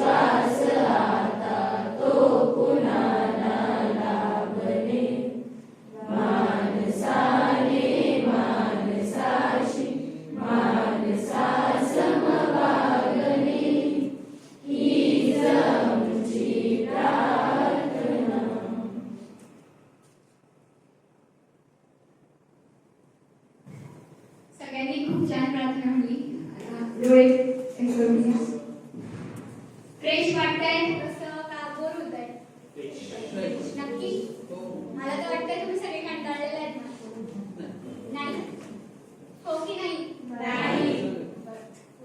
तर सेक्शन कंटिन्यू करायचं थोडा वेळ की संपू एवढ्यातच? नक्की? 12 पर्यंत 10 मिनिट. अस्तित्व निर्माण करताना अजून एक पॉइंट आहे की पराभव पचवायला शिकणे. पराभव पचवणे. पराभव कोणाला येत नाही. मोठे मोठे व्यक्ती जे आहेत त्यांच्या सुद्धा आयुष्यात पराभव येतो किंवा छोटे आपण तर सर्वसामान्य आपल्या आयुष्यात सुद्धा पराभव येतच असतील. फॉर एक्झाम्पल तुमच्यातील एखादा जण समजा मार्क्स नाही पडले बारावीचा म्हणून खचून जायचं नाही. जी सिच्युएशन आली तिला ऍक्सेप्ट करायचं आणि पुढे तिला कसं सुधारवता येईल याचा विचार करायचा. पण सगळ्यात मेन काय पराभव पचवायचा. काही वेळेस पराभव पचवायचा म्हणजे तेवढा फक्त त्याचा विचार करायचा नंतर सोडून द्यायचा असं नाही. तो पराभव पण यशामध्ये कसा ट्रान्सफर करता येईल याचा विचार प्रत्येकाने करायचा. यश हे प्रत्येकाच्या हातात असतं पण यशाचा मार्ग काय प्रयत्न करणे. तुम्ही इथून सुरुवात कराल इथून सुरुवात करा. काही जण इथून सुद्धा सुरुवात करतात पण असं नाही की इथून सुरुवात केलेला माणूस हरेलच किंवा जिंकेल किंवा इथून सुरुवात केलेला सुद्धा माणूस जिंकेलच किंवा हरेल याची शाश्वती देऊ शकता का कोणी? नाही. पण तुम्ही सगळेजण आपल्याला काहीही करतो. फॉर एक्झाम्पल तुम्ही एखादा काहीतरी कार्यक्रम करता किंवा तुम्ही एखादा काहीतरी स्वतःला रिप्रेझेंट करायचं ट्राय करता आणि त्यात तुम्हाला यश मिळतच असं नाही. तुम्ही यश मिळेलच याची खात्री ठेवायची नाही. जो काही अनुभव येईल तो ऍक्सेप्ट करा. ऍक्सेप्ट का करायचा? कारण की समोर परिस्थिती काय येईल हे आपण सांगू शकत नाही. समोरच्याचं मन कसं आहे किंवा समोरच्याचे विचार कसे हे आपण कोणीही सांगू शकत नाही. आता मी तुमच्याशी बोलते म्हणजे मला तुमच्या मनात काय चाललंय हे मी सांगू शकते का? नाही.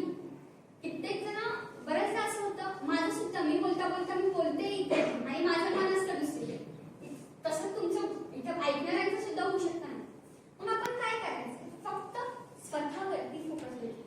स्वतःला मी माझंच म्हणते स्वतःला समृद्ध करायचं किंवा स्वतःचं अस्तित्व घडवायचं. म्हणजे स्वतःचं अस्तित्व घडवताना आपण कोणाचा तरी इतरांचा विचार नाही करायचा स्वतःचा विचार करायचा. मान्य तुम्हाला पराभव भेटला आता तो पराभव तुम्ही 12वीचे जे काही मी उदाहरण देते तुम्ही कोणी फेल होणार आहे असं नाहीये. तुम्ही चांगला अभ्यास केलेला आहे तर उदाहरण म्हणून देते. समजा एखादा जण फेल झाला. आता तुम्ही मागे जाऊन पेपर परत लिहून येणार आहेत का किंवा मार्क्स तुमचे चेंज होणार आहेत का? नाही. पण त्याचा जास्त विचार करणं गरजेचं आहे का?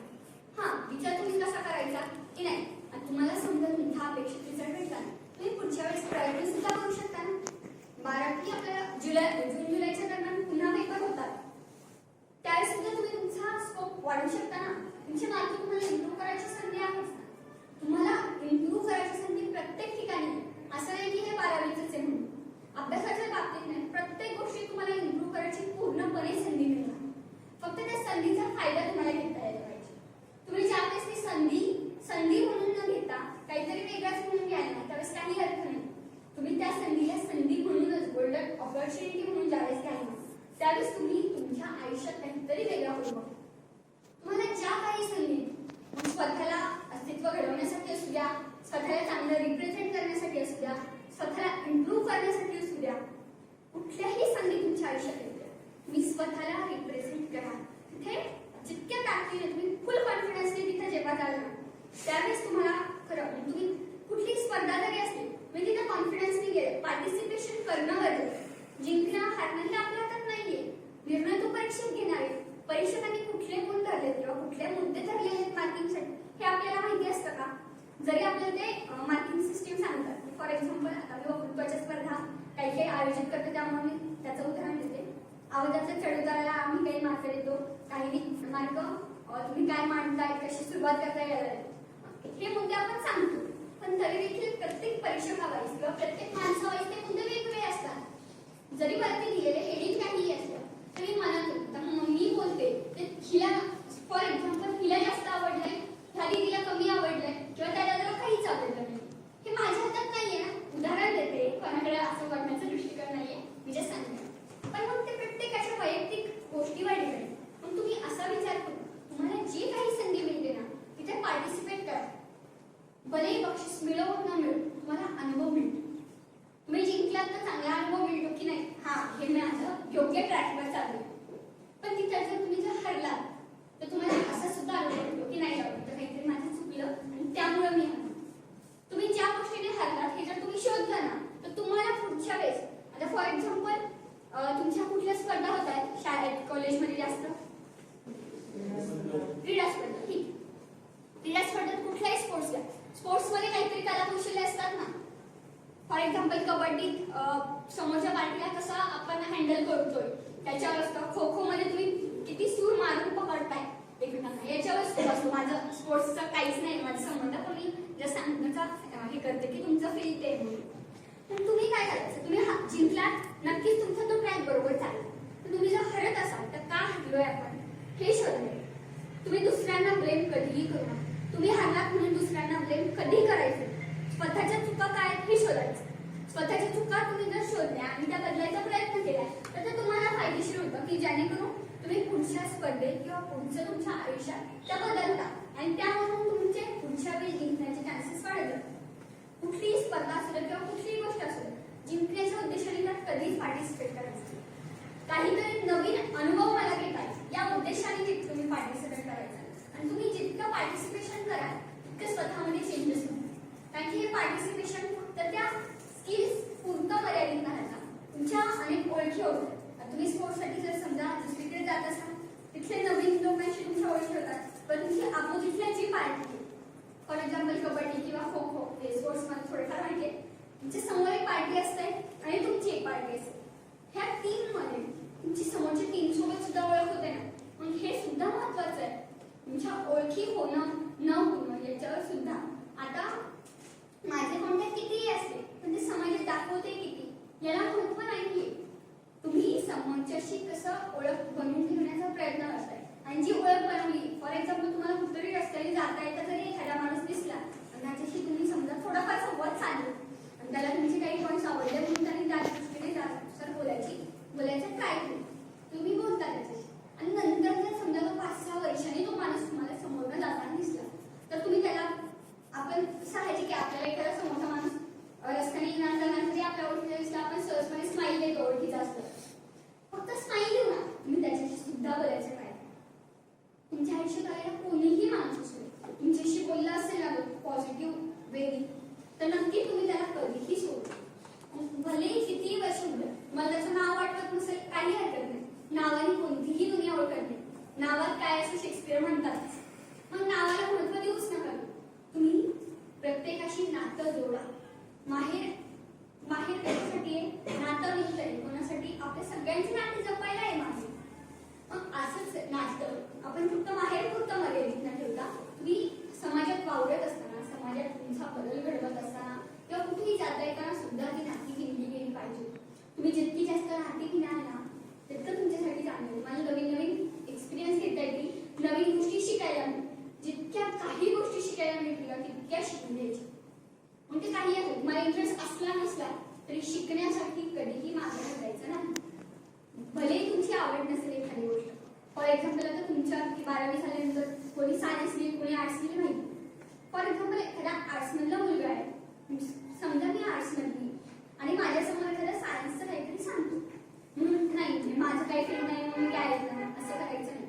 कुठलीही गोष्ट आपल्याला कधी उपयोगी पडेल काहीही सांगता येईल. त्यामुळे जितकं नॉलेज आपल्यामध्ये गेन करता येईल तितकं नॉलेज घ्यायचं.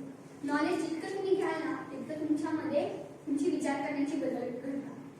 आणि त्याचबरोबर सामाजिक कार्य करणारी जी काही लोक आहेत ना त्यांच्याशी कनेक्टेड राहायचं. आणि सामाजिक कार्य करणारी जी लोक आहेत ना किंवा समाजाशी जुळलेली जी लोक आहेत ना त्यांच्यातून तुम्हाला जी चौकट मी मगाशी म्हटलं होतं की चौकटीच्या बाहेर विचार करा तर त्यातून तुम्ही शिकता. समाजातल्या काही गोष्टी ज्या आपल्याला माहित नाहीत ना ते त्यांच्याशी बोलून आपल्याला सुद्धा कळतात. आणि फॉर एक्झाम्पल तुम्ही इथून पुढच्या काळात तुम्हाला पण समाजासाठी काहीतरी काम करायची इच्छा झाली तर त्यांचं मार्गदर्शन सुद्धा आपल्याला तितकंच महत्त्वपूर्ण ठरतं.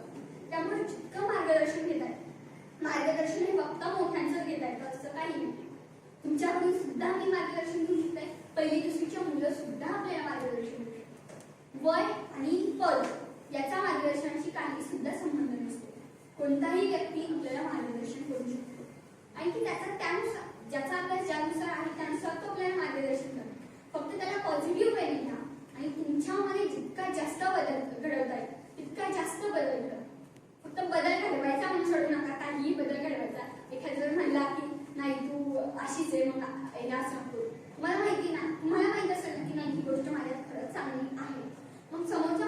काही वेळेस असं होतं की आपल्याकडे एखादा पॉझिटिव्ह पॉईंट असतो पण तो समोरच्याला निगेटिव्ह वाटतो. पण असा विचार करू नका की समोरच्याला निगेटिव्ह पॉईंट वाटतं म्हणून मी चेंजेस करणार. तुमचा तो पॉईंट खरंच फायद्याचा आहे, पॉझिटिव्ह आहे की नाही हे आधी माहिती करून द्या. आणि मग जर खरंच तो वाईट असेल, त्याचे खरंच समाजाला काहीतरी तोटे होणार असतील तर त्यात बदल करा. तुम्ही ज्यावेळेस स्वतःमध्ये बदल करायला किंवा ज्या गोष्टी आहेत त्या ऍक्सेप्ट करायला शिकाल त्यावेळेस तुमचं आयुष्य नव्या वळणावरती जाईल. ते मी मगाचपासून 3 ते 4 वेळा म्हणले असेल की नवीन वळणावरती जाईल. नवीन वळणावरती जाईल म्हणजे काय होईल? तुमचं आयुष्य वेगळा टप्पा आहे. तुम्ही आता शालेय अवस्थेत आहे, इथून पुढे तुमचं आयुष्य काही जण शाळेत शिक्षण घेतील, काही जण सामाजिक कार्य करतील, काही जण जॉब करतील. पण तिथं प्रत्येक ठिकाणी तुम्हाला कुठली परिस्थिती हे कोणीही सांगू शकत नाही. माझ्या आयुष्यात आता माझं काय आपल्या प्रत्येकाच्या आयुष्यात ह्या सेकंदानंतर काय होणार सुद्धा आपण नाही सांगू शकतो का? याच्या दुसऱ्या सेकंदानंतर मी जिवंत असेल की याची सुद्धा कोणी शास्त्रज्ञ देऊ शकतो का? नाही. मग आपण आहे तो क्षण का घालवतो या? आहे तो क्षण जितका चांगल्या पद्धतीने जगता येईल ना तितक्या चांगल्या पद्धतीने जगायचं. Enjoy every moment of life. मला आयुष्य मिळालंय ना त्याचा प्रत्येक पॉईंट एक सेकंद का होईना जगायचं. हा जेव्हा अभ्यासाला महत्व द्यायचंय, जेव्हा कुठल्या गोष्टीला सिरियसली लक्ष द्यायचं तेव्हा नक्की द्यायचं. पण ज्यावेळेस काहीतरी कार्यक्रम चालू आहेत, मजा मस्ती करायचा टाइम नाही. तुम्हाला फॉर एक्झाम्पल आता महिला मेळाव्यात मी होते. महिला मेळाव्यात काही मी डान्स पार्टिसिपेशन केलं होतं. तुम्हाला डान्सला पण चान्स भेटतो ना. जेव्हा भेटेल ना तेव्हा पूर्णपणे डान्सला डेव्होकेट करा, पूर्णपणे त्या स्किलला डेव्होकेट करा. पण ज्यावेळेस तुमच्या परीक्षा चालू आहे, ज्यावेळेस तुमचं काहीतरी महत्वाचा टप्पा आहे त्यावेळेस त्या गोष्टीला सुद्धा तितकंच महत्व द्या. नाहीतर तुम्ही एका गोष्टीकडे जास्त भर देता आणि दुसऱ्या गोष्टीकडे काहीच भर नाही दिला तुमचं काहीच नाही. तुम्ही अस्तित्व जे काही निर्माण केलं त्याला काही सुद्धा किंमत नाही. तुम्हाला दोन्ही गोष्टींचा समतोल राखणं गरजेचं आहे. तुम्ही ज्यावेळेस दोन्ही गोष्टींचा समतोल राखा ना त्यावेळेस समाजात किंमत वेगळ्या पद्धतीने की नाही का ही मुलगी हे पण करते, हा मुलगा हे पण करतो, दोन्ही गोष्टी एकसाथ बॅलन्स करतो त्यावेळेस तुम्हाला मी आता बरंचदा बोलले की समाज तुम्हाला काय किंमत देतो. समाज तुम्हाला काय किंमत देतो हे बघण्यापेक्षा आपण समाजाला काय देऊ शकतो हा विचार करा. तुम्ही समाजाला जितकं चांगलं द्या तितकी जास्त समाज किंमत करेल. त्यामुळे समाज काय किंमत करेल काय नाही याच्याशी काही देणं घेणं ठेवू. कोणता माणूस तुम्हाला काय म्हणेल, किती चांगला म्हणेल, किती वाईट म्हणेल याला काही महत्त्व देऊ नका. कोणताही माणूस तुम्हाला कसा बघतोय, कसा बोलतोय याच्याकडे काही लक्ष देऊ नका. तुमचं इथून पुढचं आयुष्य खूप वेगळ्या वळणावरती जाणार आहे. तुम्हाला खूप काही अनुभव फेस करायला लागणार आहे. कदाचित तुम्ही आतापर्यंतचे आयुष्य काही जणांना असं वाटत असेल की आतापर्यंतच माझ्या आयुष्यात आलेलं घटना लई डेंजर असं काही नाही. तुमच्या आयुष्यात खूप काही वाढवून ठेवलेलं असणार. पण कुठल्याही परिस्थितीला तुम्ही घाबरून जाऊ नका. जितक्या तुम्ही कॉन्फिडन्सने ना प्रत्येक गोष्टीला सामोरं जाता तितके त्या गोष्टी सोप्या होतील, तितके जास्त तुम्हाला अनुभव मिळणार. अनुभव मिळण्यासाठी, नॉलेज मिळण्यासाठी कायम आग्रही राहा. भूक आपल्याला असते ना पोटाची भूक, त्या पोटाच्या भुकेबरोबरच विचारांची भूक, बोलण्याची भूक, माणसं जगण्याची भूक ही सुद्धा लागते. आणि ती पोटाची भूक आपल्याला जगण्यासाठी गरजेची असते, पण स्वतःला डेव्हलप करण्यासाठी ह्या भूका सुद्धा गरजेच्या आहेत. त्यामुळे प्रत्येकाने स्वतःला फक्त समाजासाठी काय करते याचा विचार करा. तुमचं शिक्षण काहीही असू द्या, तुम्ही कुठल्याही पदावर गेला तुम्ही समाजाशी कसे कनेक्टेड राहता, मातीशी कसे जोडले राहता याला जास्त महत्व आहे. त्यामुळे तुम्ही समाजाला कधीही विसरू नका. समाज हा आपल्यासाठी आहे, आपण समाजासाठी आहोत आणि समाजाचं आपण काहीतरी देणं लागतो. या भूमिकेतून तुम्ही तुमचं अस्तित्व निर्माण करा, तुमच्या अस्तित्वाला प्रोत्साहन द्या, तुमच्या अस्तित्वाला जिथं स्टँड घेता येईल तिथं स्टँड द्या आणि स्वतःला डेव्हलप करायची संधी एकही सोडू नका. एवढं सांगेल. आणि तुमच्या पूर्ण पुढचं जे काही आयुष्य असेल त्यासाठी माझ्याकडून मी शिवसेवक प्रतिष्ठानमध्ये जे काम करते त्या संपूर्ण प्रतिष्ठानच्या मार्फत त्याचबरोबर माझ्या आसपासच्या माझ्या ओळखीच्या सगळ्या काही बहीण भावंडांकडून मला पुढच्या आयुष्यासाठी खूप खूप शुभेच्छा. मी नक्कीच काहीतरी स्वतःचं आयुष्य वेगळ्या वळणावरती घ्याल याची खात्री आहे. माहेरसोबत जोडले गेलेले त्यामुळे माहेरचे सुद्धा संस्कार तुमच्यावरती आहेत. त्यामुळे ह्या संस्कारांना कधीही विसरू नका आणि स्वतः जितकं मोठं होता येईल, पदाने मोठं नाही विचारांनी मोठं जितकं होता येईल तितकं मोठं व्हा. एवढ्या शुभेच्छा देऊन थांबते. एवढा वेळ तुम्ही माझा